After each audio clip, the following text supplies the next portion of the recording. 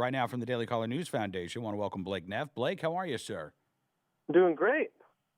Thanks for having me. Appreciate, yeah, absolutely. Appreciate your time. And I thought this was a fascinating poll that you were talking about. 401 university professors, Ball State University put this study together, asking about attitudes towards concealed carry on campus. And, look, I think like we knew most university presidents were opposed to concealed carry on campus.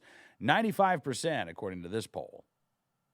Yeah, you're exactly right. It's nearly unanimous. In fact, there's an exact correspondence. 95% of them don't want concealed handguns on their campus.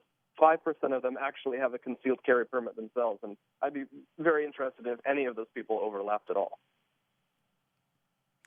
Yeah, I would be too. I thought it was very interesting. Yeah, the same people who are the same percentage who supported concealed carry also happen to have concealed carry licenses. What's fascinating is that these university professors generally give the reasons, Blake, of I don't trust these college students. I think that there'll be problems with drinking, or there'll be problems with students. I guess 91% say they feared armed students would end up accidentally shooting other students. They didn't really get into the details of how they thought that would happen, but it would just happen. But we've seen, for instance, former Mayor Bloomberg, write about this. And the argument is always that these people they're all drunk and they're always on drugs. Blake, they're out of their gourds. Exactly. It's a little interesting. You're sort of seeing, for a long time, universities acted in loco parentis, in place of parents, and really regulated student behavior. Now, in the present day, supposedly, these students are really independent and we're not meddling with them. But you see this bubbling up again, where the idea that, students are out of control with binge drinking, or, we can't trust them around firearms because they'll just accidentally shoot other students. So we're sort of seeing, we're turning university students back into children, at least on issues like this. Yeah. And, it's fascinating because I was talking with our technical director, Kyle Morgan, during the break, and he said, aren't most of these state institutions dry campuses anyway? I said, well, yeah. I mean, I know Oklahoma State was whenever I was a student there.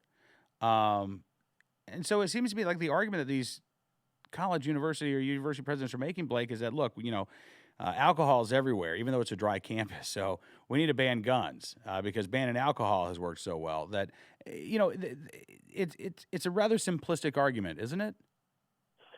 I mean, it's not just, whether they're, alcohol related. They don't necessarily cite alcohol. They, it goes beyond just drinking, whether they're in arguments or relationship stuff. And of course, a lot of them, I don't think it's that surprising that a lot of college presidents are just relatively left-leaning in general. I think it's worth noting that 65% of them, so about two-thirds, oppose having concealed carry and handguns off of college campuses as well. So you're starting with a population that is already, pretty anti-gun itself. Almost none of them own guns. Most of them didn't even grow up in a house with a gun. And so it's unsurprising that you end up with a pretty anti-gun disposition in general. And then, if they feel like, their responsibility is to keep their campus safe, they see shootings on campuses like Virginia Tech, and they leap to the conclusion, which, are probably very flawed, but it's a conclusion nonetheless that, well, we can maybe keep our students safer by just not allowing guns on our campus at all. Recently, former Mayor Michael Bloomberg, speaking at Harvard University, talked up the idea of gun control, talked down the idea of a concealed carry on campus, but chided the Ivy League in particular, and I think universities and colleges around the country more generally, for ideological conformism. Basically said you would have found more difference of opinion in Stalin's Russia than you would find on Ivy League campuses. Is this evidence of that? I mean, if you only have 5% of university presidents say they're okay with this, only 5% of them are concealed carry holders, are those 5% going to be able to talk to their colleagues about this issue? Is there an atmosphere on these college campuses that would prevent real and honest debate about campus carry taking place? I think that's a very good point. There is a huge amount of ideological homogeneity on campus of professors who all believe the same things. And we talk about diversity in universities, or that they should be diverse, and they are, racially speaking. We have an equal gender split and all of that, and this is always talked up. But much less talked about is the need for ideological diversity in a campus's faculty. And in fact, we see a lot of schools work against this. We'll see professors, recently at the University of Virginia, that professor who's having a Freedom of Information Act request made against him because he's opposed to gay marriage. But you're seeing all of these.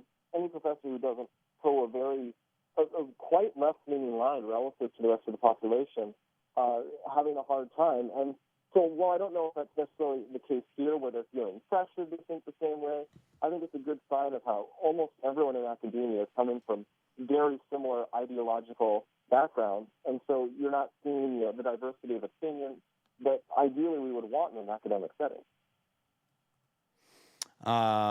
Absolutely. And again, how that changes, I know, is probably something that's going to take more than 60 seconds, which unfortunately is about all the time we have left in this hour.